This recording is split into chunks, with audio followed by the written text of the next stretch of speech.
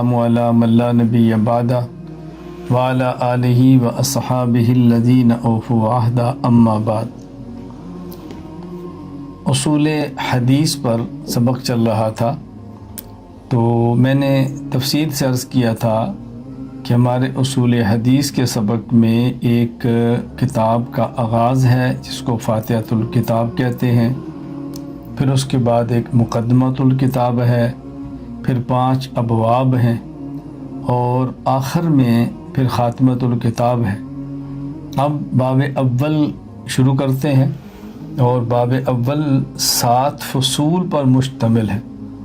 اس میں فصل اول کتاب اللہ یعنی قرآن کریم کی تعریف اور اس کی اجمالی تقسیم، فصل ثانی خاص کی 3 ابحاث، فصل ثالث عام مشترک اور مؤول، فصل رابع ظاہر نص مفسر اور محکم، فصل خامس خفی مشکل مجمل اور متشابہ، فصل سادس حقیقت مجاز صریح اور کنایہ، فصل سابع عبارت النص اشارت النص دلالت النص اور اقتضاء النص۔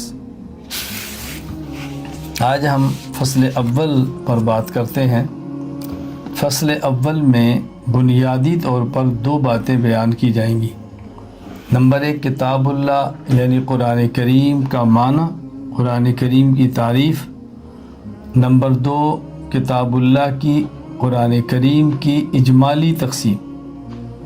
پہلے چلیے کتاب اللہ اور قرآن کریم کی تعریف پہ۔ ایک ہے قرآن کا لغوی معنی اور ایک ہے قرآن کا اصطلاحی معنی۔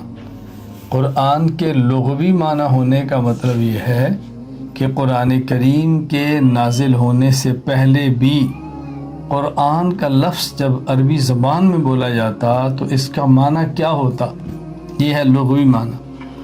چنانچہ شیخ منا بن خلیل القطان رحمہ اللہ وفات 1420 ہجری مباحث فی علوم القرآن میں لکھتے ہیں، والقرآن فی الاصل کالقراءۃ مصدر قرأ قراءۃ وقرآنا، قال تعالی ان علینا جمعہ وقرآنہ فاذا قرأنا فاتبع قرآنہ ای قراءتہ۔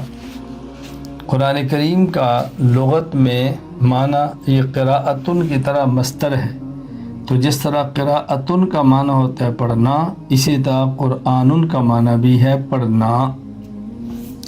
قرآن کریم میں ہے ان علینا جمعہ و قرآنہ، قرآن کریم کو یاد کروانا، محفوظ کروانا، آپ کے سینے میں جمع کرانا اور قرآن کریم کو پڑھانا، یہ ہمارے ذمہ ہے۔ فَإِذَا قَرَأْنَا فَاتَّبِعْ قُرْآنَ، رسول اکرم صلی اللہ علیہ وسلم کو اللہ تعالیٰ نے فرمایا کہ جب ہم قرآن پڑھیں تو آپ اس کی قراءت کی اتباع کریں، یعنی آپ اس کو سنیں توجہ کے ساتھ۔ تو قرآن کا لغوی معنی کیا ہے؟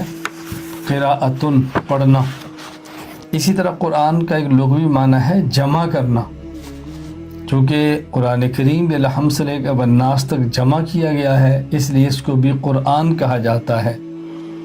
چنانچہ علامہ ابو محمد علی بن احمد بن سعید بن حزم الاندلسی القرطبی رحمہ اللہ وفات 456 ہجری الاحکام فی اصول القرآن میں فرماتے ہیں ان القرآن ماخوذ من الجمع ومنہ یقال قرأت الناقۃ لبنہا فی زرعہا اذا جمعتہ، جب اونٹنی اپنے تھنوں میں دودھ کو جمع کر لے تو کہتے ہیں قرأت الناقۃ لبنہا، اونٹنی نے اپنے تھنوں میں اپنے دودھ کو روک لیا، جمع کر لیا ہے۔